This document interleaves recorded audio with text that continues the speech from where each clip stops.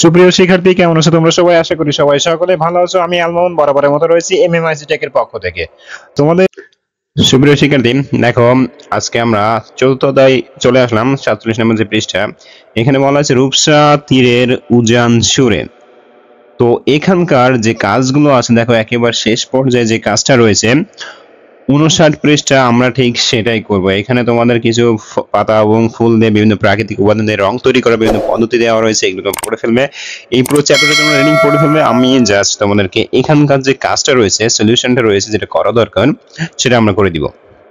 তো চলো তাহলে আমরা শুরু করি আমাদের আজকের যে টপিক সেটা নিয়ে। দেখো বলা হয়েছে এই অধ্যায়ে আমরা যা যা করব। তো ফার্স্ট যে কাজটা দেখো বলা হয়েছে বইয়ে দেওয়া নির্দেশনা অনুসারে প্রাকৃতিক উপকরণ দিয়ে রং তৈরি করি।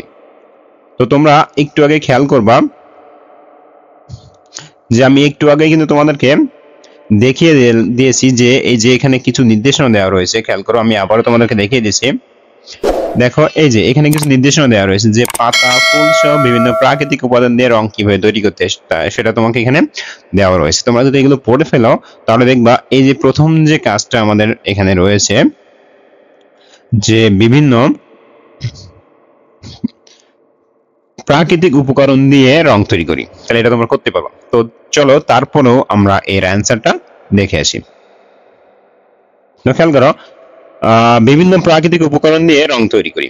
বিষয়বস্তু বিভিন্ন প্রাকৃতিক উপকরণ দিয়ে রং তৈরি। এখানে উপকরণ হিসেবে দেখো কি কি দিয়েছি, নানা রকমের পাতা দিতে পারি, ফুল, কাঁচা হলুদ, পানের খড়ের মাটি, কাপড়ের নীল নোড়া, তারপরে কাপড়, তারপরে কাঁচি, ছোট কৌটা, বেল, তেঁতুলের বিচি, আঠা, তারপরে চেরাক বা কুপি, বাটি ইত্যাদি। এইগুলো হলো আমাদের উপকরণ হিসেবে ব্যবহার করা হবে।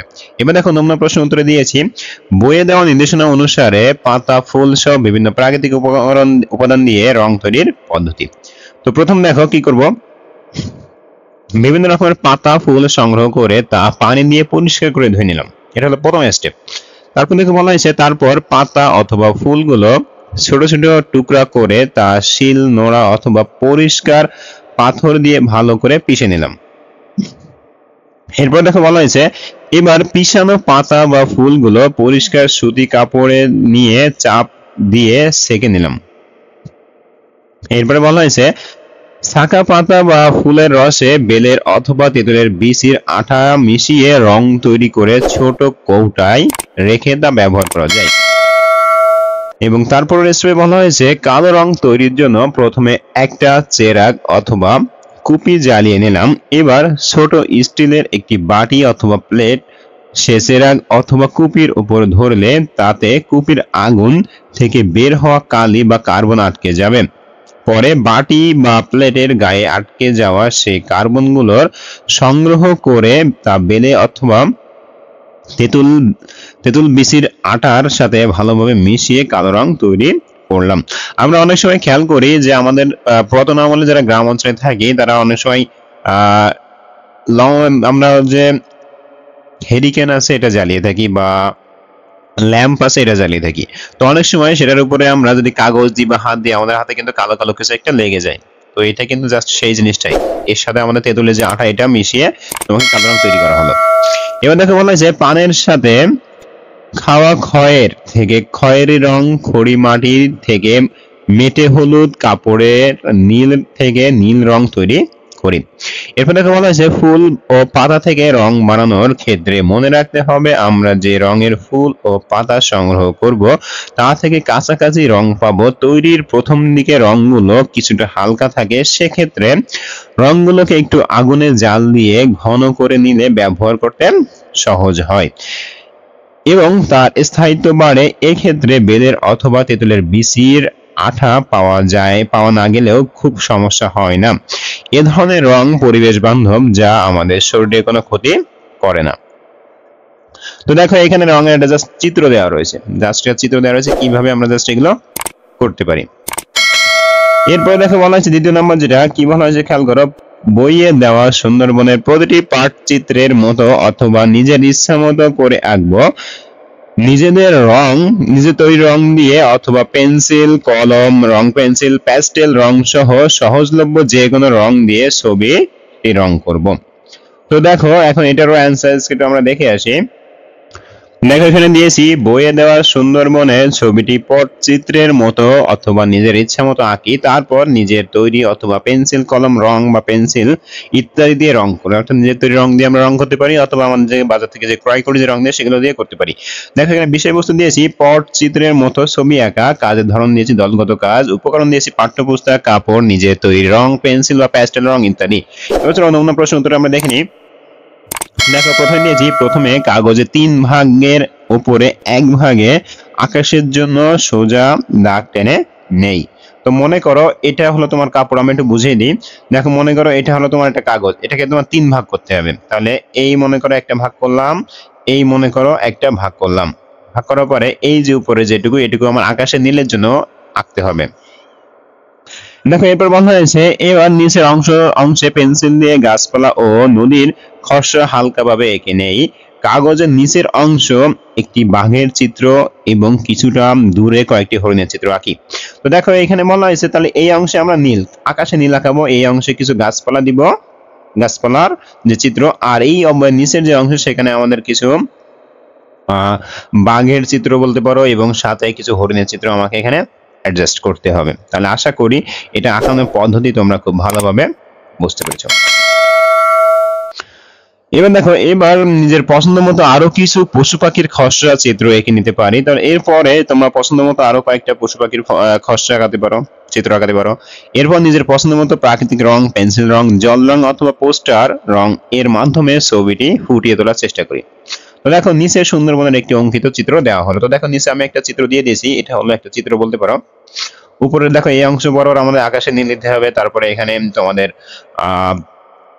যে গাছপালা দিতে হবে, এখানে তোমাদের বাঘ, এখানে হরিণ, এইভাবে এখানে দেখো এটা বানানোর ছবি।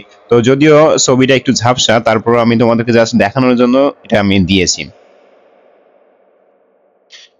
এরপর দেখো 3 নম্বর যে কাজটা বলা হয়েছে যে বইয়ে দেওয়া লালন শাহ এর গান খাঁচার ভিতর অচিন পাখি গানটি খালি গলায় অথবা স্বর বাজিয়ে গাওয়ার চেষ্টা করব। তো দেখো বইয়ে একটা গান দেওয়া আছে লালন শাহর একটা গান, সেটা তো চলো এটা আমরা দেখে আসি। দেখো এখানে লালন শাহ এর গান খাঁচার ভিতর অচিন পাখি গানটি খালি গলায় অথবা স্বর বাজিয়ে গাওয়ার চেষ্টা করি। বিষয়বস্তু খালি গলায় গান পরিবেশন করতে হবে, কাজের ধর্ম হলো দলগত কাজ। দেখো উপকরণের ক্ষেত্রে পাঠ্য বই, গান অনুশীলনের প্রয়োজনীয় উপকরণ ইত্যাদি। এবার দেখো নমুনা প্রশ্ন উত্তর খালি গলায় লালন শাহের গান। তো এখানে দেখো আমি তোমাদের খাঁচার ভিতর অচিন পাখি যে গানটা রয়েছে সেটা আমি এখানে দিয়ে দিয়েছি। তোমরা চাইলে এটা নোট করে রাখতে পারো অথবা স্ক্রিনশট দিয়ে রাখতে পারো, আমি তোমাদের জন্য এটা দিয়ে দিয়েছি। এরপরে আসি, এরপরে যে কাজটা রয়েছে দেখো বলা হয়েছে বিষয় বস্তু দেখে পৌরাণিক পট, গাজীর পট, কালীঘাট পট এবং সমসাময়িক বিষয়ে পট শনাক্ত করার চেষ্টা করব। তো চলো এটার আনসার স্ক্রিপ্ট আমরা দেখে আসি। দেখো বিষয় বস্তু দেখে পৌরাণিক পট, গাজীর পট, কালীঘাট পট ও সমসাময়িক পট শনাক্ত করার চেষ্টা করি। দেখো বিষয়বস্তু পট শনাক্তকরণ, কাজের ধরন দলগত কাজ, উপকরণ পাঠ্যপুস্তক, বিভিন্ন ধরনের পৌরাণিক পট চিত্র, গাজীর পটচিত্র ইত্যাদি সংগ্রহকরণ। এবার খেয়াল করো নমুনা উত্তর বিষয়বস্তু দেখে পট চিহ্নিত করি। তো দেখো এখানে নমুনা উত্তর দিয়েছি পট প্রধানত 2 প্রকার, একটা হলো জড়ানো পট, একটা হলো চৌকা পট।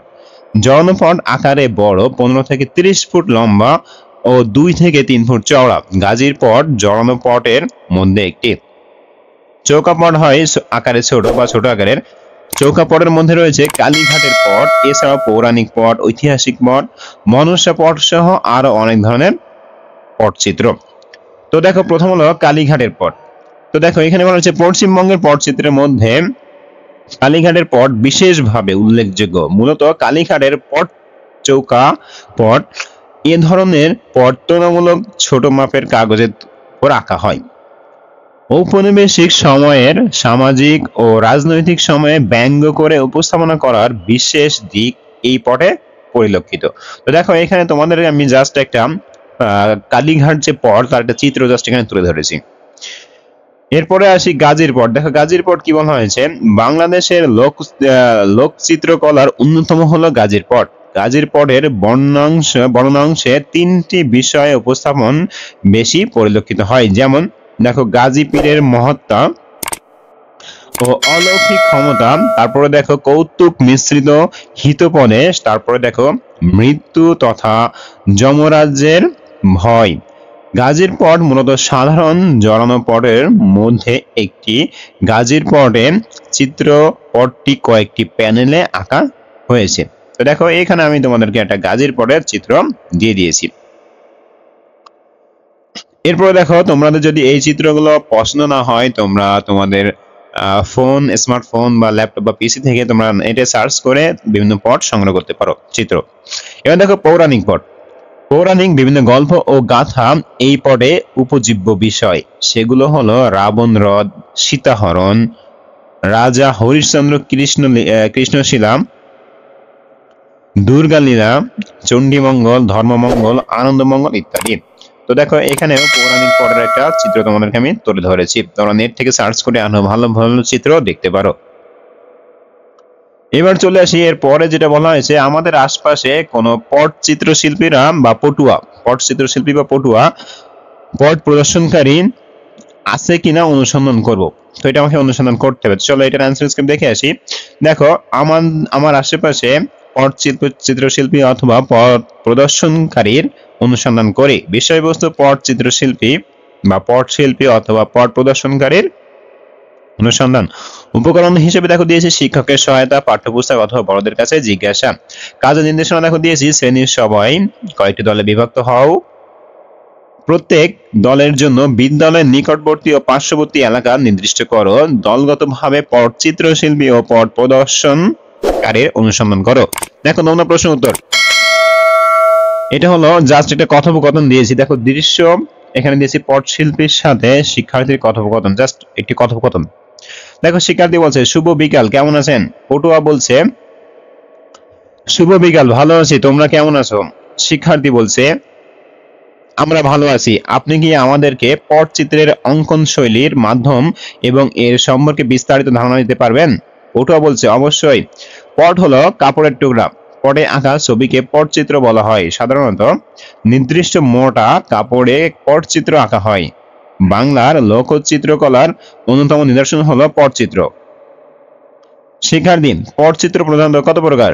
দেখো পটুয়া বলছে পটচিত্র প্রধানত দুই প্রকার, একটা হলো জড়ানো পট, একটা হলো চৌকা পট। জড়ানো পট 15 থেকে 30 ফুট হয় এবং লম্বা হয় এবং 2 থেকে 3 ফুট চওড়া হয়। শিক্ষার্থীরা বলছে পটচিত্র আঁকতে কি ধরনের রং ব্যবহার করেন? দেখো পটুয়া বলছে পটচিত্র আঁকতে নানা ধরনের উদ্ভিদ ও খনিজ পদার্থ থেকে বিভিন্ন রকমের রং ব্যবহার করা হয়। সাধারণত সিমের পাতা থেকে সবুজ, কাঁচা হলুদ থেকে হলুদ, কালকেশি থেকে গাঢ় সবুজ, শঙ্খ গুঁড়া থেকে সাদা, সিঁদুর থেকে লাল, কাপড়ের নীল থেকে নীল রং তৈরি করা হয়। তবে বর্তমানে নানা রাসায়নিক রঙও ব্যবহার করা হয়। শিক্ষার্থীরা বলছে দেখো এসব পটচিত্রের মূল বিষয়বস্তু কি থাকে? ওটা বলছে দেখো প্রথম দিকে পৌরাণিক ও ধর্মীয় হিতোপদেশমূলক বিষয় ছিল পটের অন্যতম বিষয়বস্তু। এখন সামাজিক, রাজনৈতিক, জনসচেতনতামূলক বিষয়বস্তু নিয়ে পটচিত্র করা হয়। শিক্ষার্থীরা বলছে আপনাকে অনেক ধন্যবাদ তথ্যগুলো সুন্দরভাবে তুলে ধরে আমাদেরকে সাহায্য করার জন্য। তাহলে আশা করি এটা তোমরা বুঝতে পেরেছো। এবার সর্বশেষ দেখো এখানে বলা হয়েছে লালন শাহ। লালন শাহ এর কর্ম গান সম্পর্কে আরো বিস্তারিত জানার চেষ্টা করব। তো চলো আমরা লালন শাহ এর কর্ম গান আরো সম্পর্কে বিস্তারিত জানার চেষ্টা করি। দেখো কাজ দিয়েছি লালন শাহ এর কর্ম গান সম্পর্কে আরো বিস্তারিত জানার চেষ্টা করি। দেখো বিষয়বস্তু লালন শাহের জীবন, কর্ম জানা, উপকরণ পাঠ্যপুস্তক, অন্যান্য সহায়িকা, বাউলদের জীবনী সংক্রান্ত বই ইত্যাদি। কাজের নির্দেশনা দিয়েছি দেখো লালন শাহ ফকিরের জীবনী, কর্ম এবং গান সম্পর্কে বই, পত্রিকা, ম্যাগাজিন বা ইন্টারনেট থেকে জেনে নাও। সংগৃহীত তথ্যগুলো একটি কাগজে লিখে নাও। এবার দেখো নমুনা প্রশ্নের উত্তর দিয়েছি লালন শাহ এর কর্ম গান সম্পর্কে পাঠ্য বইয়ের বাইরেও জানার চেষ্টা করি। তো দেখো লালন শাহ ফকির ছিলেন বহুমুখী প্রতিভার অধিকারী একজন বাঙালি, যিনি ফকির লালন, লালন শাহী, লালন শাহ, মহাত্মা লালন ইত্যাদি নামে পরিচিত। এরপর দেখো লালন জন্মগ্রহণ করেন 1774 সালের 17 অক্টোবর এবং মৃত্যুবরণ করেন 1890 সালের 17 অক্টোবর। বিখ্যাত এই ব্যক্তি একই দিনে জন্মগ্রহণ করেন আবার একই দিনে মৃত্যুবরণ করেন। তিনি একাধারে একজন আধ্যাত্মিক ফকির, সাধক, মানবতাবাদী, সমাজ সংস্কারক এবং দার্শনিক। তিনি অসংখ্য গানের গীতিকার, সুরকার এবং গায়ক ছিলেন। লালনকে ফকিরি গানের অগ্রদূতের অন্যতম একজন হিসেবে বিবেচনা করা হয়। লালন ছিলেন একজন মানবতাবাদী সাধক, যিনি ধর্ম, বর্ণ, গোত্র সহ সকল প্রকার জাতিগত বিভেদ থেকে সরে এসে মানবতাকে সর্বোচ্চ স্থান দিয়েছিলেন। আধ্যাত্মিক সাধনার মধ্য দিয়ে তিনি নিজ দর্শনকে প্রকাশ করেছেন। লোক জীবনের প্রায় সকল বিষয় লালনের গানে স্থান পেয়েছে। মারফতি, ফকিরি, মুর্শিদি, দেহতত্ত্ব, বিচ্ছেদী, মনশিক্ষা, একেশ্বরবাদ, গোষ্ঠগান, রাধাকৃষ্ণ তত্ত্ব, প্রার্থনা, প্রেমতত্ত্ব, গুরুত্ব ইত্যাদি বিষয়ে তিনি খুব সাবলীলভাবে গানের মাধ্যমে মানুষকে জ্ঞান প্রদান করেছেন।